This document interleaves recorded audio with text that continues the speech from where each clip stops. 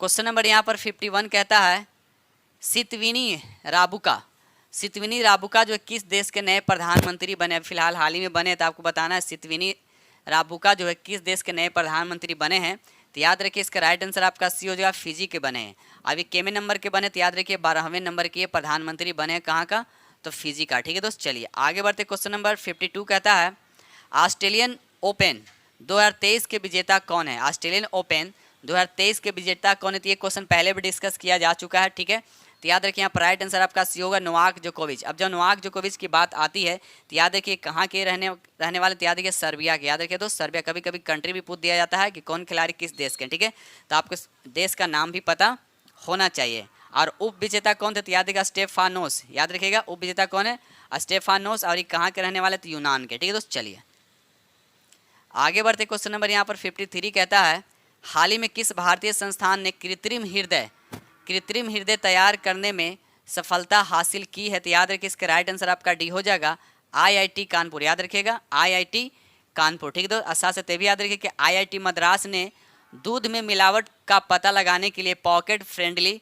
Device का विकसित किया है, भी याद रखिएगा। चलिए आगे बढ़ते। क्वेश्चन नंबर 54 कहता है किस वर्ष तक भारत ऊर्जा स्वतंत्रता प्राप्त करने का लक्ष्य निर्धारित किया है, कितने वर्ष तक। ठीक है दोस्त, याद रखिएगा इसका राइट आंसर आपका सी हो जाएगा 2047 तक। 2047 तक। साथ साथ ये भी याद रखिएगा भारत द्वारा शून्य कार्बन उत्सर्जन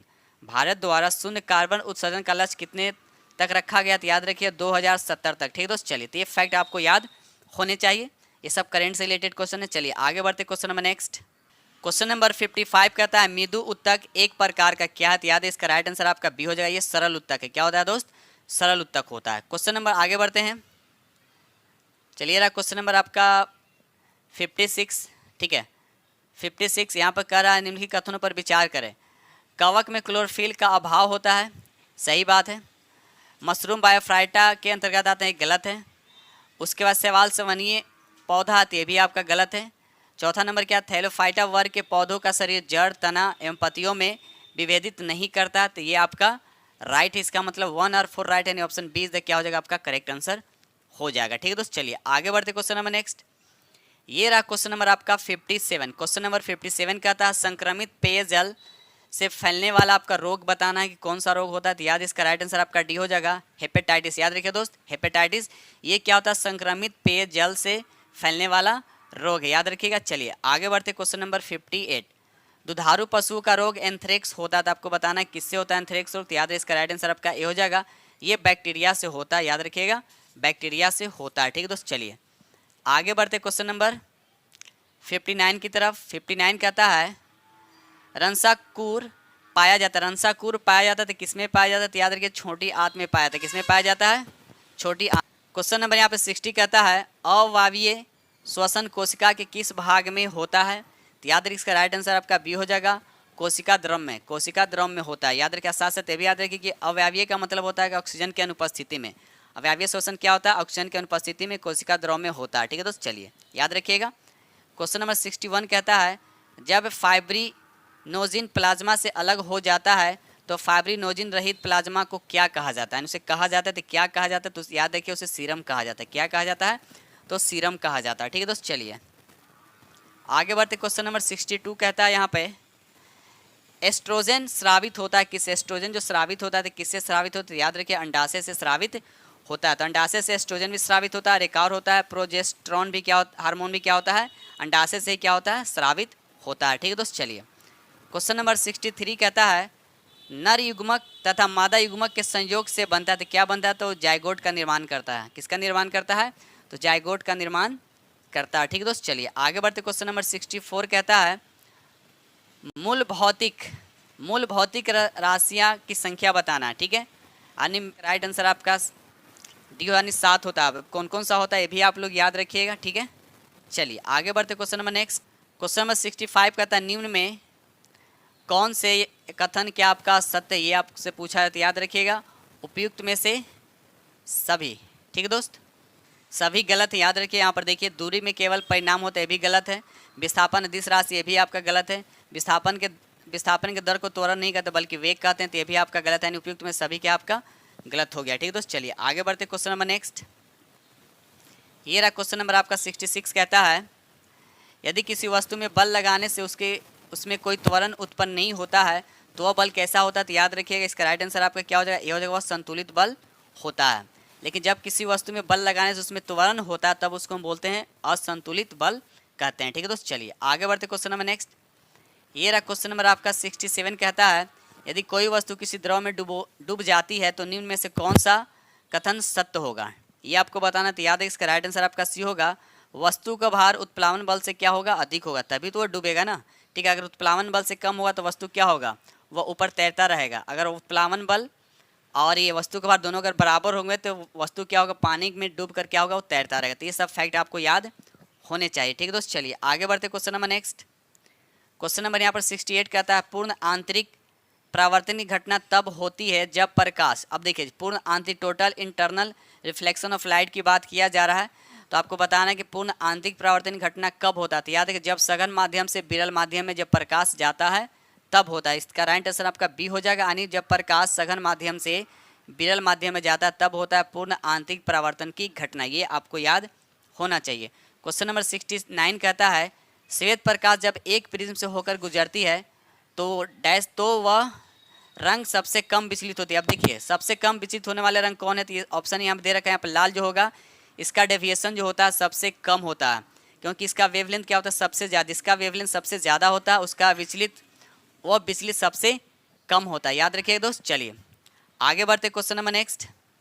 आने पर प्रतिरोध में क्या प्रभाव पड़ता है। याद रखिएगा उसका प्रतिरोध यानी रेजिस्टेंस भी क्या हो जाएगा दोस्त, बढ़ जाएगा। ठीक है दोस्त, चलिए आगे बढ़ते हैं, क्योंकि रेजिस्टेंस जो होता है वह लंबाई के क्या होता है डायरेक्टली प्रोपोर्शनल होता है। ठीक है, यानी आर इज इक्वल टू क्या होता है, आर डायरेक्टली प्रोपोर्शनल एल होता है। जब एल बढ़ेगा तो रेजिस्टेंस भी क्या हो जाएगा दोस्त, बढ़ जाएंगे। क्वेश्चन नंबर 71 कहता है बॉयल्स तथा चार्ल्स के नियम को सम्मिलित रूप से क्या कहते हैं। तो याद है इसका राइट आंसर आपका बी हो जाएगा, गैस समीकरण कहा जाता है। क्या कहता है दोस्त, तो गैस समीकरण कहा जाता है, यानी पीवी इक्वल टू क्या होता है, NRT होता है। याद रखिए NRT होता है। ठीक है दोस्त, चलिए आगे बढ़ते क्वेश्चन नंबर यहाँ पर 72 कहता है समुद्र के जल से नमक को किस विधि द्वारा निकाला जाता है। तो याद रखिए इसका राइट आंसर आपका ए हो जाएगा, वाष्पीकरण विधि द्वारा निकाला जाता है। याद रखिए वाष्पीकरण विधि द्वारा निकाला जाता है। ठीक है दोस्त, चलिए आगे बढ़ते क्वेश्चन नंबर 73। नंबर 73 कहता है इक्वारेजिया में हाइड्रोक्लोरिक अम्ल और नाइट्रिक अम्ल का अनुपात क्या होगा। तो याद रखिए यहाँ पर देखिए ऑप्शन तो ऐसे ए दे रखा है, लेकिन ऑप्शन यहाँ पर बी होना चाहिए, क्योंकि हाइड्रोक्लोरिक क्या होता है 3 भाग होता है और नाइट्रिक एसिड क्या होता है 1 भाग होता है। ठीक है, तो आप लोग देखिएगा ऑप्शन ए होगा या बी होगा। ठीक है दोस्त, चलिए ठीक है आप लोग बताइएगा कि इसका कमेंट करके क्या होगा यहाँ पर। चलिए आगे बढ़ते क्वेश्चन नंबर यहाँ पर 74 कहता है विद्युत का सुचालक अधातु। देखिए पहली बात है अधातु होना चाहिए और सुचालक। अब सोना की बात करें, एल्युमिनियम की बात करें, चांदी का, ये सब क्या धातु हैं। विद्युत का सुचालक है लेकिन अधातु की बात करते, राइट आंसर क्या हो जाएगा, ग्रेफाइट होगा। ग्रेफाइट क्या अधातु है लेकिन विद्युत का क्या होता है सुचालक होता है। ठीक है, तो चलिए आगे बढ़ते क्वेश्चन नंबर 75। बिल्कुल इजी क्वेश्चन दे रखा है, एक द्रव अधातु, तो बिल्कुल इजी क्वेश्चन यहाँ पर लिथियम आपका हो जाएगा, सॉरी ब्रोमीन हो जाएगा।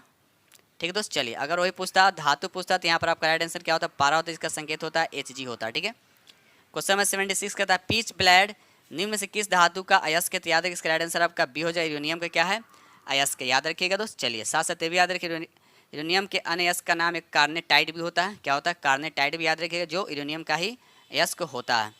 आगे बढ़ते क्वेश्चन नंबर यहाँ पर 77 कहता है रेडियो सक्रियता की खोज किसने किया था। रेडियो सक्रियता खोज किसने किया था। तो याद रखिए इसका राइट आंसर आपका ए हो जाएगा, हेनरी बेकरल ने। याद रखिए हेनरी बेकरल ने। ठीक है तो चलिए आगे बढ़ते हैं। क्वेश्चन नंबर 78 कहता है भारतीय संविधान में संसद के दोनों सदनों की संयुक्त बैठक का प्रावधान किस देश के संविधान से गृहीत किया गया। तो याद रखिए इसका राइट आंसर आपका ए हो जाएगा, ऑस्ट्रेलिया से। याद रखिए दोस्त, ऑस्ट्रेलिया से। ठीक है, चलिए आगे बढ़ते question number next. Question number 79 कहता है राज्यपाल को पद की शपथ किसके द्वारा दिलाई जाती है। तो याद रखिए इसका राइट आंसर आपका ए हो जाएगा, उच्च न्यायालय के मुख्य न्यायाधीश द्वारा। याद रखिए उच्च न्यायालय के मुख्य न्यायाधीश के द्वारा। ठीक है दोस्त, चलिए आगे बढ़ते question number next. Question number यहाँ पर 80 कहता है भारतीय संविधान के किस संशोधन अधिनियम द्वारा पंचायत राज व्यवस्था को संवैधानिक दर्जा दिया गया। तो याद रखिए इसका राइट आंसर आपका सी हो जाएगा,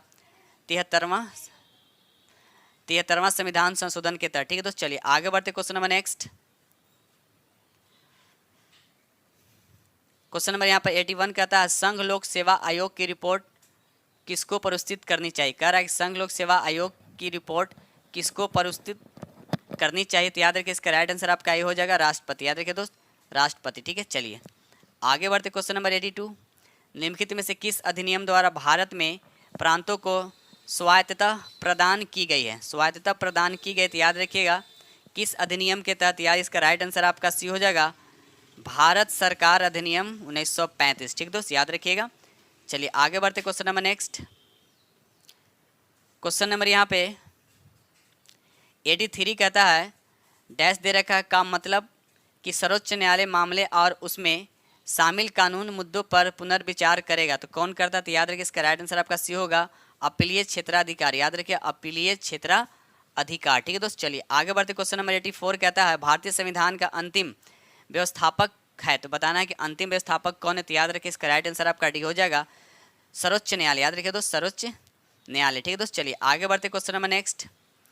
ये रहा क्वेश्चन नंबर आपका 85 कहता है समाजवादी अर्थव्यवस्था में उत्पादन के सभी कारक किसके स्वामित्व और नियंत्रण में रहते हैं। तो याद रखिए इसका राइट आंसर आपका सी हो जाएगा, राज्यों के। याद रखिए दोस्त, राज्यों के। ठीक है, चलिए आगे बढ़ते क्वेश्चन नंबर नेक्स्ट। 86 कहता है महालनोबिस मॉडल का संबंध किस पंचवर्षीय योजना के साथ जोड़ा गया। तो याद है कि इसका राइट आंसर आपका बी हो जाएगा, दूसरी पंचवर्षीय योजना के साथ इसको जोड़ा गया। दूसरी पंचवर्षीय योजना का काल कितना, तो याद रखिएगा 1956 से 61। याद रखिए 1956 से 61। ठीक दोस्त, चलिए आगे बढ़ते question number next. Question number यहाँ पे 87 कहता है जनगणना 2011 के अनुसार भारत में सर्वाधिक ग्रामीण जनसंख्या किस राज्य में। ये आपसे पूछा, तो याद रखिए इसका राइट आंसर आपका डी हो जाएगा, इनमें से कोई नहीं। तब रहा सवाल की जनगणना 2011 के अनुसार भारत में सर्वाधिक ग्रामीण जनसंख्या किस राज्य में। तो याद रखिएगा हिमाचल प्रदेश में। तो किस राज्य में, तो याद रखिएगा हिमाचल प्रदेश में। ठीक है दोस्त, चलिए आगे बढ़ते क्वेश्चन नंबर नेक्स्ट।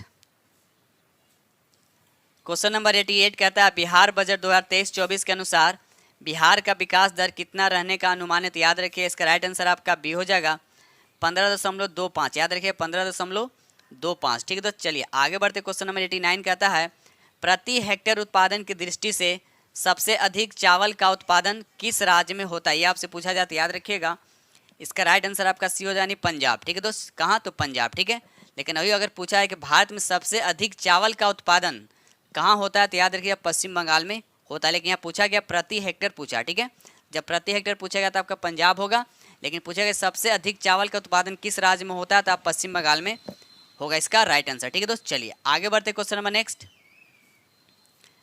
चलिए यहाँ सूची 1 को सूची 2 से आपको मिलान करना। ठीक है, एक तरफ आपका अभ्यारण्य दे रखा, दूसरी तरफ उसका स्टेट दे रखा। पहले लिखा जिम कार्बेट। अब जिम कार्बेट कहाँ थी, उत्तराखंड में, मतलब ए का हो जाएगा 3। तो अब देखा तो ए के 3, ए वाले ऑप्शन बस एक ही जगह, तो 3 दे रखा है यहाँ पर सी, यानी इसका मतलब राइट आंसर क्या हो जाएगा आपका सी द करेक्ट आंसर। बाकी आप लोग मिला दीजिए। अगर हम बी की बात करें तो बांधवगढ़ कहाँ, तो याद रहे बी का हो जाएगा आपका 4, ये मध्य प्रदेश में है। दम्फा कहाँ है, दम्फा आपका मिजोरम में हो जाएगा, यानी हो जाएगा आपका 2, और अनंतपुर हो जाएगा आपका राजस्थान में। ठीक है दोस्त, तो इस तरह से आप लोग मिलान कर लीजिएगा। चलिए आगे बढ़ते question number next. Question number यहाँ पे 91 कहता है भारत में सर्वाधिक वर्षा निम्न में से किन क्षेत्रों में होती है या क्षेत्र में होती है, आपसे पूछा जा रहा है। तो याद रखिए इसका राइट आंसर आपका ए हो जाएगा, पश्चिमी घाट, हिमालय क्षेत्र और मेघालय, ये सभी जगह क्या होते हैं, सर्वाधिक वर्षा होता है। लेकिन इसमें सबसे ज़्यादा कहाँ होता है, तो याद रखिएगा मेघालय में सबसे ज़्यादा, दुनिया में सबसे ज़्यादा बारिश कहाँ होता है, तो याद रखिएगा मेघालय में। इसीलिए मेघालय को मेघों का गर्जन भी कहा जाता है, मेघालय को मेघों का गर्जन भी से कहा जाता है, याद रखिएगा। चलिए आगे बढ़ते question number next. Question number यहाँ पे 92 कहता है रिंग ऑफ फायर से अभिप्राय इसका क्या मतलब है। तो याद रखिए इसका राइट आंसर आपका सी हो जाएगा, प्रशांत महासागर में भूकंप एवं ज्वालामुखी से प्रभावित क्षेत्र होता है, याद रखिएगा। चलिए आगे बढ़ते क्वेश्चन नंबर 93 कहता है भूमध्य रेखा कितने देशों से होकर गुजरती है। भूमध्य रेखा क्या है, जिसका अक्षांश कितना होता है, 0 डिग्री होता है।